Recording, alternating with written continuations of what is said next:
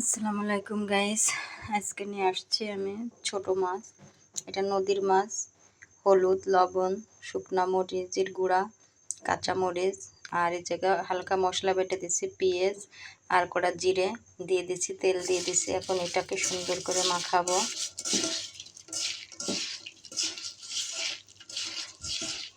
আমি এটাকে লাউ পাতা দিয়ে চচ্চড়ি করব। ছোট মাছ লাউ পাতা দিয়ে সুন্দর করে রান্না করব। যে মাখানো হয়ে গেছে, মাছ মশলা দিয়ে মাখানো হয়ে গেছে। এখন আমি লাউ পাতা দিয়ে সুন্দর করে মাখায়ে হালকা একটু পানি দেবো, শুধু হাতটা ধুয়ে যতটুকু পানি ততটুকু, যেহেতু আমি এটাকে চচ্চড়ি করব,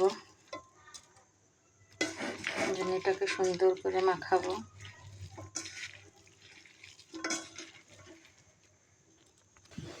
দেখেন এই যে আমি হালকা একটু পানি দিয়ে দিয়েছি, পেঁয়াজটা বেশি দিয়েছি। এখন এটাকে ঢেকে রাখবো। যে দেখেন আমার রান্না হয়ে আসছে। মাছগুলো কিন্তু সাদা এরকম থাকে, মাছগুলো কিন্তু হয় না। এটাকে আমি শুকিয়ে ফেলবো একদম। লাউ পাতার ঘ্রাণ অসাধারণ। আর হালকা মশলা, পেঁয়াজটা বেশি দিয়েছি, অসাধারণ একটা ঘ্রাণ বেরোচ্ছে। এটা টেনে গেলেই তারপরে আমি নামাই ফেলবো। অসাধারণ। দেখেন হয়ে আসছে। এখন আমি একটা টমেটো কেটে রাখছি, সেটা অ্যাড করবো এর ভিতরে।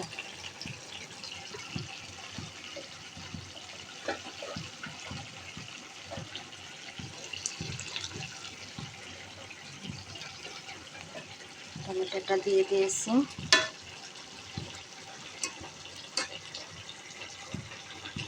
অসাধারণ লাগবে আল্লাহর রহমতে, ইনশাল্লাহ অনেক ভালো লাগবে। জানি না কার কাছে কেমন লাগবে, আমাদের কাছে আলহামদুলিল্লাহ ভালো লাগবে।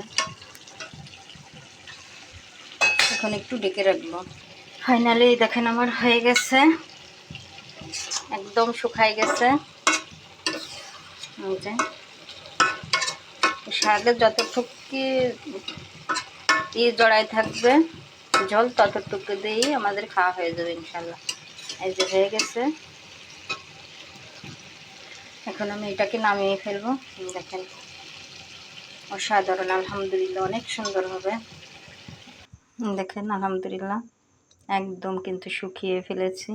এই যে দেখেন একদম শুকিয়ে ফেলেছি, অসাধারণ। আল্লাহ হাফেজ, ভালো থাকবেন, সুস্থ থাকবেন।